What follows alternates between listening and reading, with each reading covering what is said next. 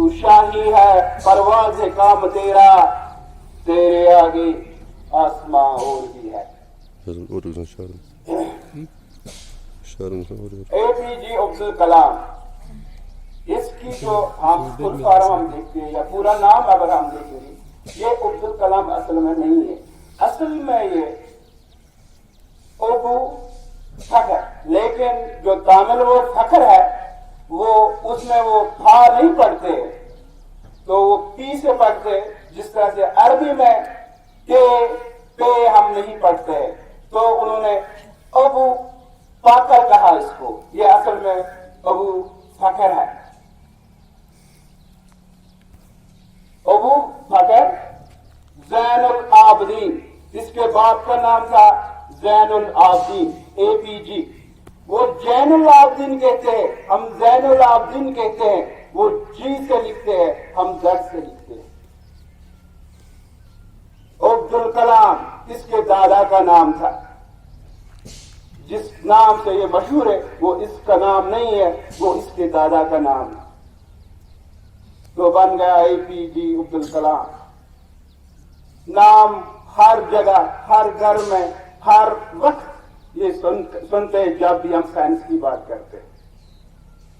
وہ صرف ایک سائنسداں نہیں تھے، بلکہ وہ ایک اچھے مصنف، ایک اچھے شاعر، ایک پائلٹ، مزید ایک ایروناٹ یا وہ ایرو سپیس کے بارے میں علم وہ رکھتے تھے۔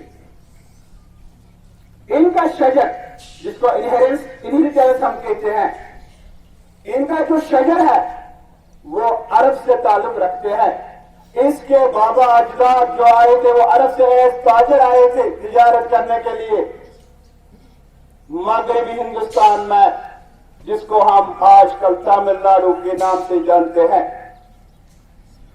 انہوں نے وہاں پر پیمبر پیمبر آئلینڈز پر سکونت کی،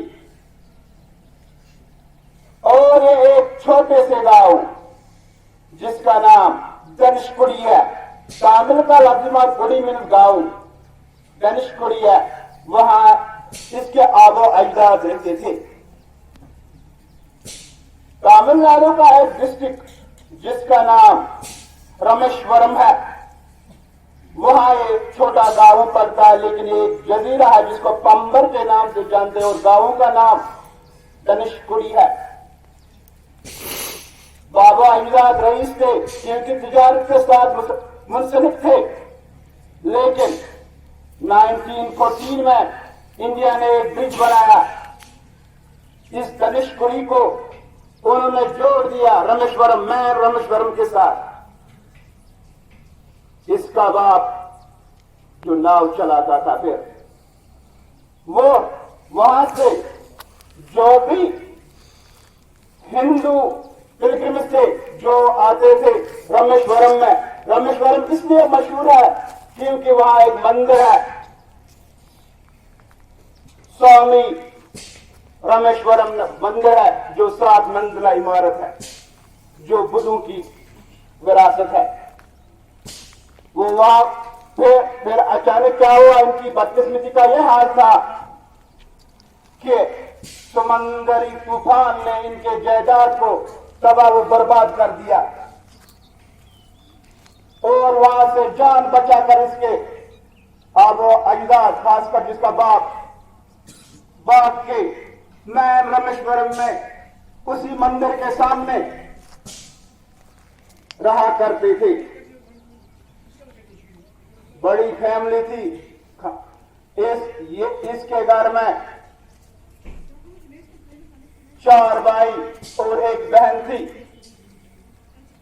بابا جس کو زین العابدین کے نام سے جانتے تھے، آلریڈی عربی جانتا تھا، تو عربی تعلیم اس نے گھر میں ہی حاصل کی۔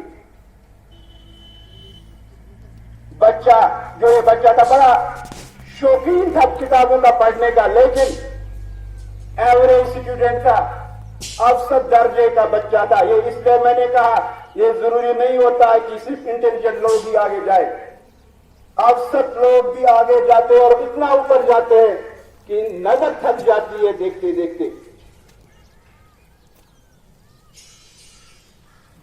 یہ 1931 15 اکتوبر کی صبح تھی جب اے پی جے عبد الکلام کی ولادت ہوئی. اس کے یہ پانچواں تھا. یہ سمیت 4 بھائی اور ایک بہن تھی. سب سے چھوٹا یہی تھا.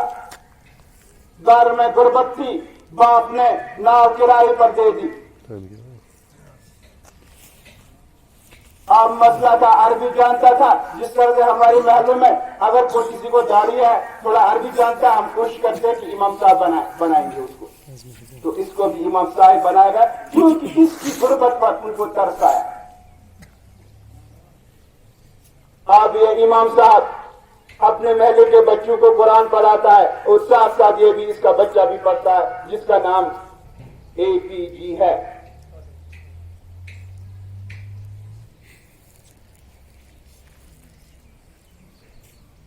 اے پی جی نے تو پرائمری ایجوکیشن گھر میں ہی حاصل کی. اس کے بعد ہائر سیکنڈری کے لیے یہ گئے رامیشورم کے ہائر سیکنڈری میں, جس کو سچ واٹ ہائر سیکنڈری اسکول کہتے ہیں.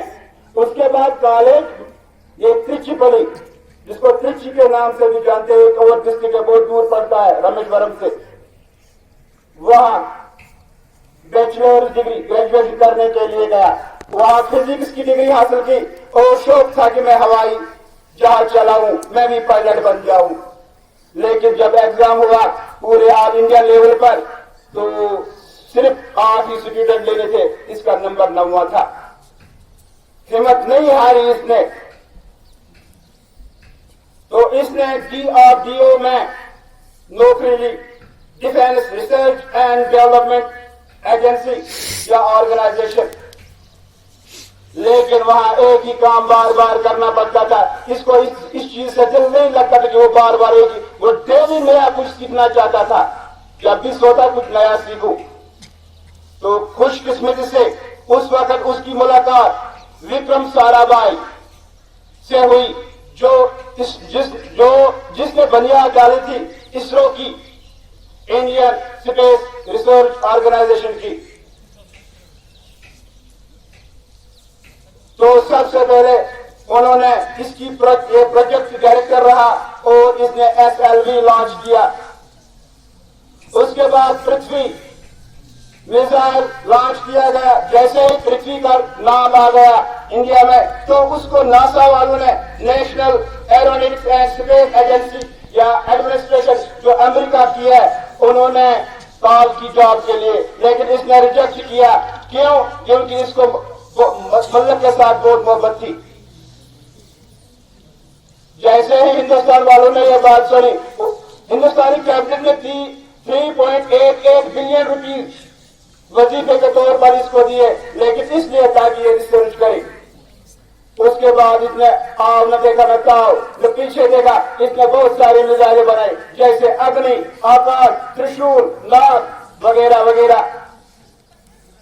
ان سے بڑھ کر اس نے ہندوستان میں 13 مئی 1998 1998 پوکھران جو نیوکلیئر وہاں پر انہوں نے ٹیسٹ کیا تھا اور ہندوستان کو 36 نیوکلیئر پاور بنایا تھا.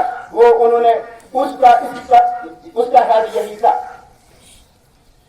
جبکہ ہندوستان نے اس سے پہلے ہی نیوکلیئر تجربہ کیا تھا 1974 میں, لیکن وہ ایکزوجینس تھا, وہ انڈوجینس نہیں تھا. جو یہ والا تھا نیا 1998 والا, یہ انڈوجینس تھا.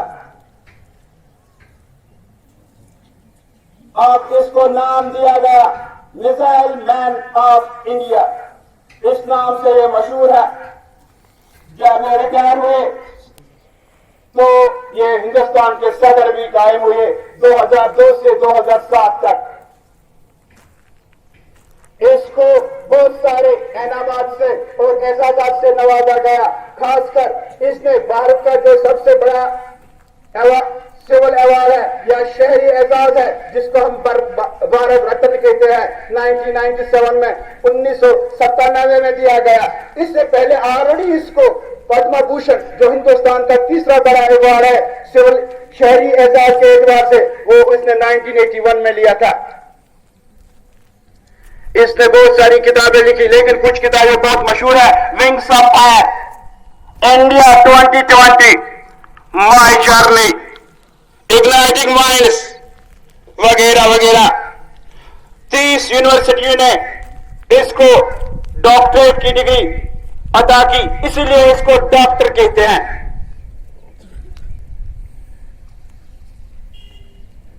और आखिरकार 27 जुलाई 2015 में ये मिजोरम में थे, मेघालय में स्टूडेंट्स को पढ़ा रहे थे।